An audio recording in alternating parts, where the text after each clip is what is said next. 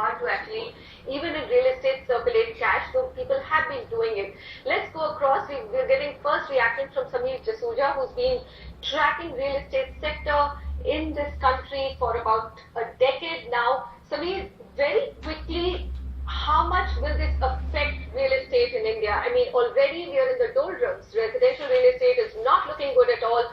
Do you think that the secondary market is going to get very badly affected? Right, Manisha, it will get quite badly affected because most of the black money gets utilized in secondary market transactions, mostly by the investors.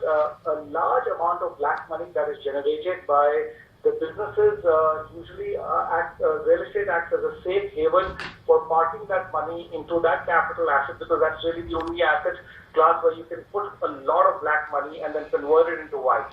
So you will see a lot of secondary value transactions coming down in volume, as well as prices will come down also for secondary market, in the secondary market, especially because you see for every 10 buyers out there, there's only one buyer willing to pay all check.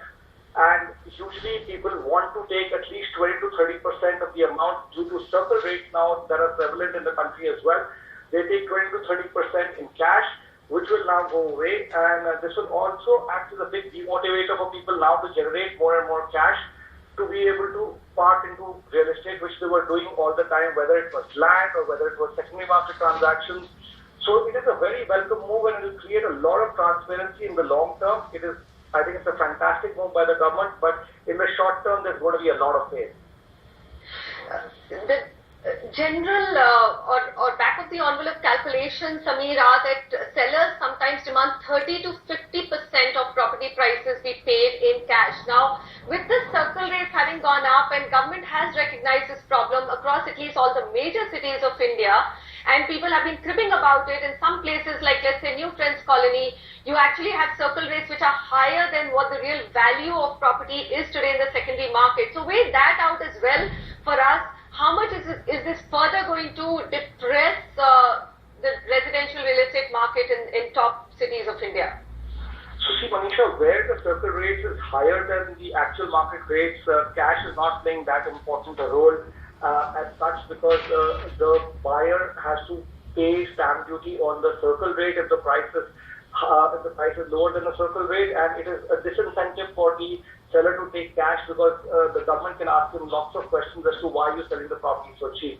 It really comes into effect where the circle rates are lower than the market prices, and that's still 90% plus of the micro markets. The circle rates is far lower than the current market prices, where this new move will severely impact those secondary markets. And like I said, the prices are going to have to come down, and transactions will reduce substantially. All right.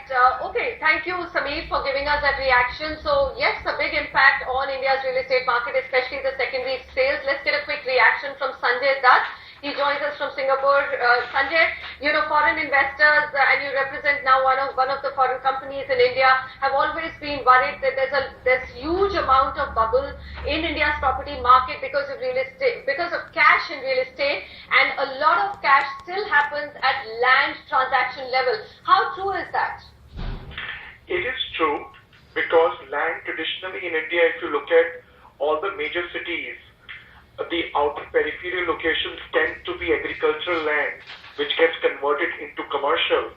So a lot of speculation happens at the time of aggregating the agricultural land, and then it gets transferred to wealthy or ultra HNIs or people who have the resources to amalgamate, and then they sell it for a premium, and therefore in a way it kind of leads to speculation in real estate and increases the prices, which are not necessarily good for the country and viable for the projects or profitability. As a result, the end purpose of that land gets defeated. So certainly government's initiative to actually counter that is a welcome move. Fair enough. Sanjay, we'll come back to you again. Right now, it looks like the biggest or one of the biggest sufferers of this clampdown on black money and a fantastic move by the government is going to be real estate. Let me toss back to my colleague Ankita. She's got all the headlines and all the excitement both from the US and what's happening